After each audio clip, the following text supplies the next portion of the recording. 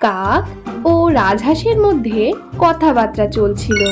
রাজহাঁসকে দেখে কাক একদিন দুঃখ করে বলল, তুমি কি সুন্দর দেখতে, তোমার গায়ের রং কি সুন্দর ধবধবে সাদা। আমিও যদি তোমার মতো সাদা হতে পারতাম।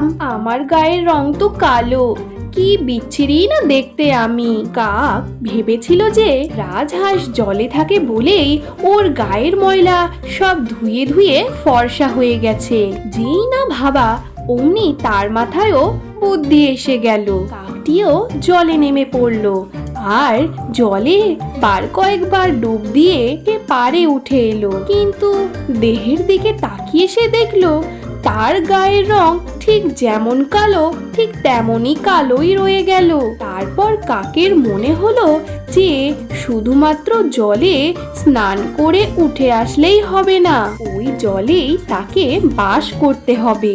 এই ভেবে সে দিন রাত জলেই থাকতে লাগলো। কাক আগে যতদিন ডাঙায় ছিল এখানে ওখানে উড়ে গিয়ে ঠিক কোনো না কোনো খাবার ঠিকই জোগাড় করে নিতে পারতো, কিন্তু জলের মধ্যে তো কাকের খাবার পাওয়া যায় না। খিদে পাওয়া সত্ত্বেও কাক জেদ করে জলেই বসে থাকতো।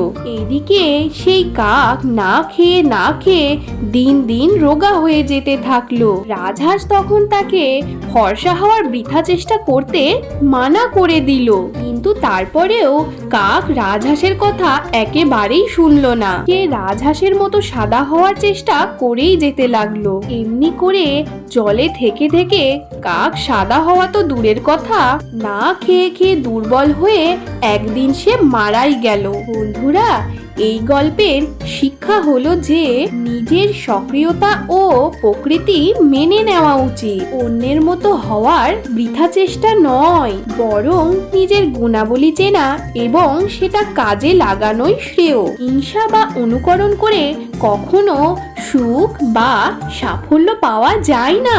অবাস্তব আকাঙ্ক্ষা আমাদের ধ্বংসের দিকে নিয়ে যেতে পারে। এই গল্পটি ছোটদের জন্য বিশেষভাবে উপযোগী, কারণ তারা এর মাধ্যমে আত্মবিশ্বাস, আত্মসম্মান এবং আত্মচিন্তার মূল্য বুঝতে পারবে।